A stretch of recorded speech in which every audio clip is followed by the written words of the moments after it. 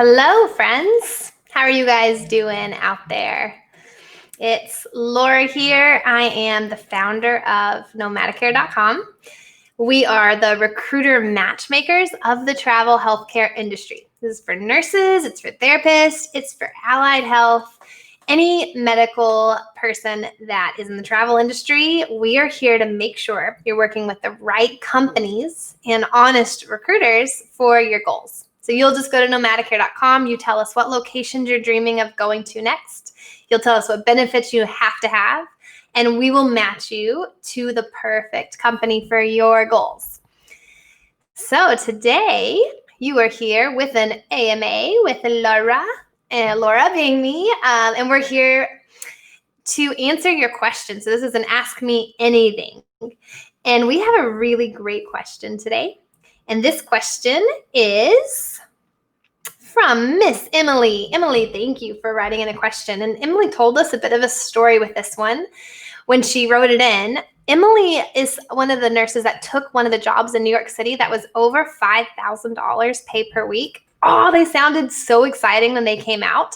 And then, I don't know if you guys heard that a lot of nurses got canceled really quickly from those jobs and jobs in other states. And the reason is because when all these jobs were coming out, if you can remember the climate of America then, we were all really nervous. We didn't know what was going to happen. We didn't know if all the states were going to look like how Italy looked, how New York City was starting to look.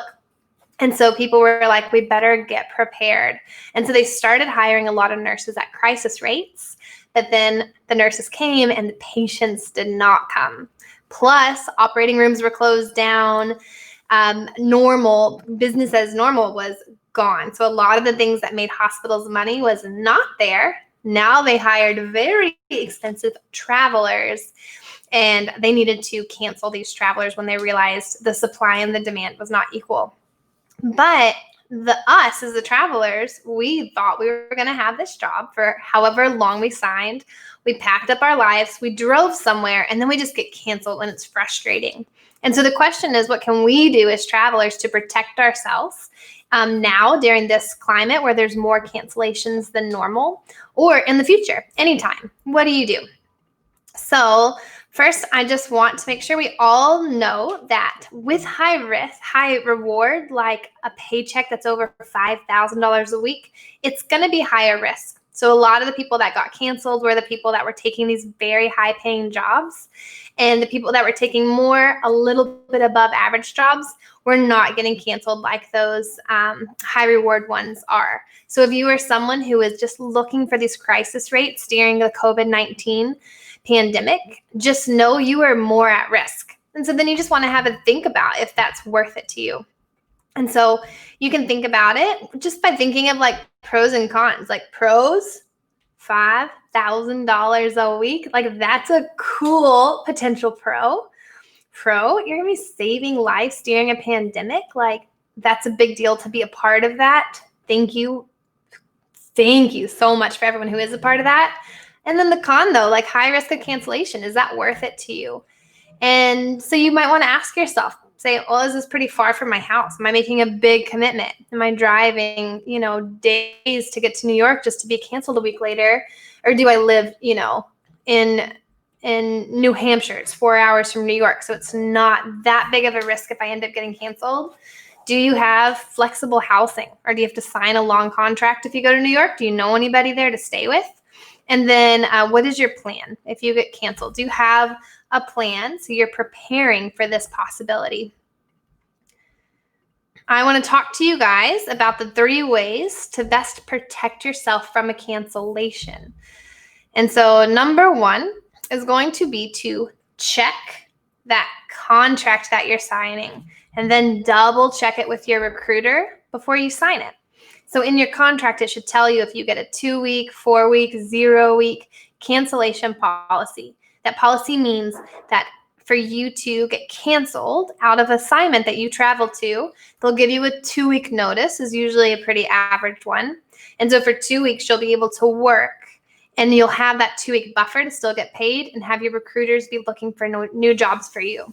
Or if they cancel you and say, we just don't even want you to come in tomorrow, you should get paid even if you're not working. There's 2 weeks there that you should feel like you are getting paid without the worry while you're looking for a new job. This does not count if you get fired, but if you get canceled for low census or something, this counts.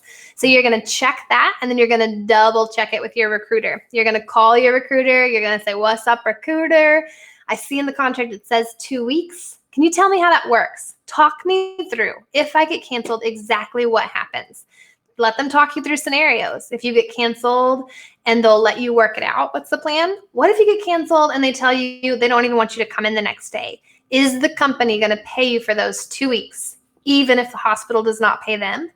Are they going to pay you your taxable wages plus your tax-free stipends, or only your taxable wages? Make sure your expectations, what you're thinking, is exactly what will happen. Be prepared. Have that conversation.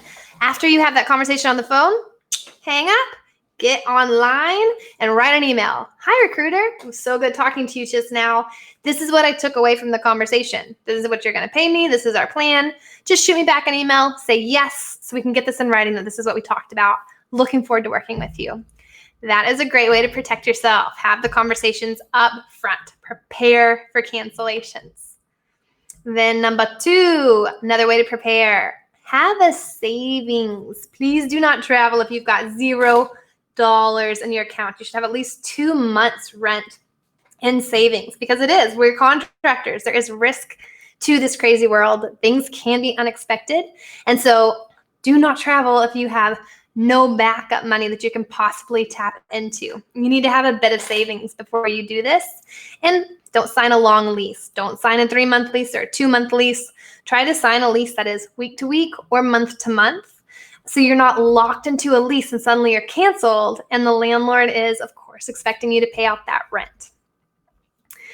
And the last tip that I'll give you is to work with multiple recruiters.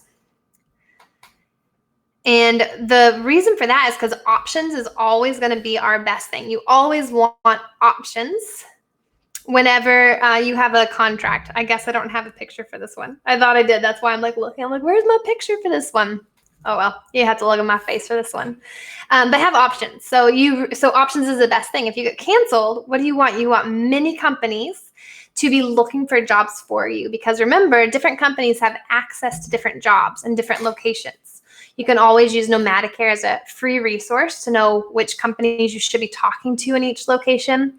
But regardless, don't just stick to one. Have 3 people backing you up, calling around, looking for jobs. So if you do get canceled, you're more likely to be able to seamlessly go into a new job and not have time off that you were not expecting.